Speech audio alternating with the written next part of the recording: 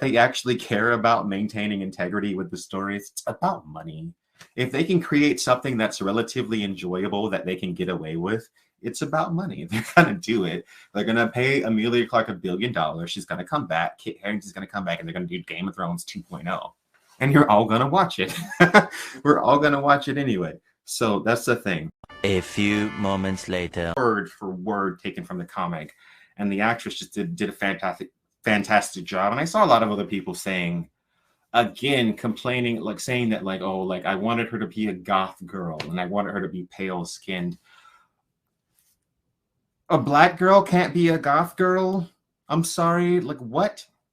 Again, Neil Gaiman is very close to the Sandman show. Neil Gaiman has been very close to this show, and if he's okay with a black girl playing Death, I feel like everybody else should be okay with it. Like, Well, some of the content lately has been perhaps overly negative, taking to task a lot of so-called Tolkien experts and so-called experts of George R. R. Martin and other so-called experts who try to gatekeep and misdirect the audiences and basically gaslight their own subscribers. I'm not saying I'm an angel. Perhaps I've made a few mistakes and need to be more precise in my wording and work on the editing here and there.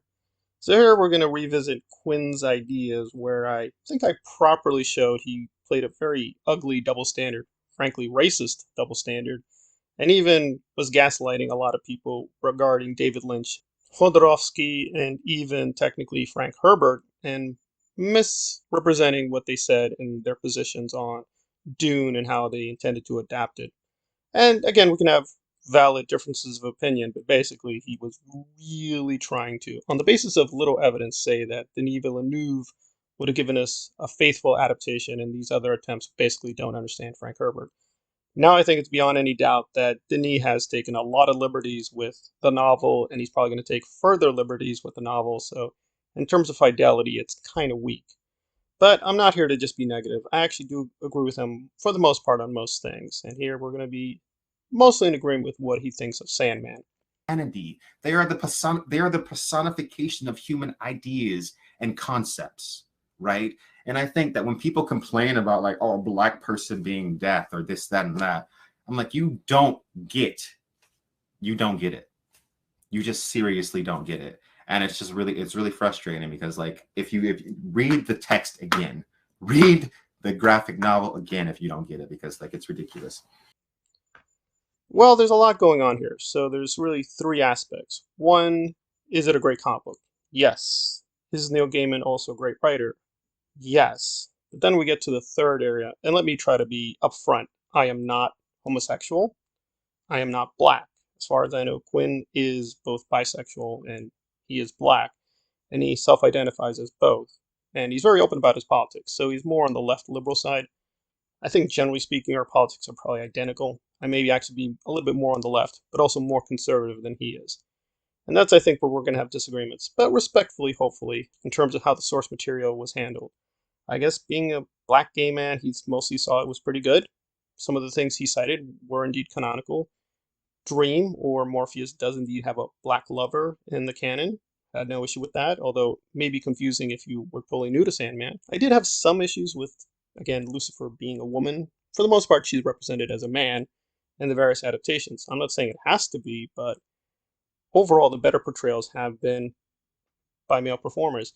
And he is technically gendered male in the source material. Also, it didn't work like that. They changed a few critical details in terms of how Morpheus faces off against, quote, Lucifer. Technically, he faces the demon. He doesn't confront Lucifer directly. And even the way they resolved the crisis was a little weak in my eyes. There was also a bit of a problem just in terms of her acting style, as well as the costume. She just looked ridiculous. I guess because she's very tall and imposing, they thought that would be better, but it just felt kind of weak overall. See why the hardcore fans really loved it and really liked it.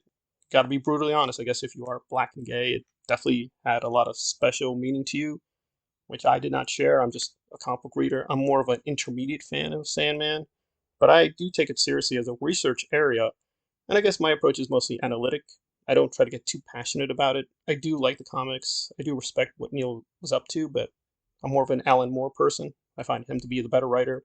I like going back to his books way more.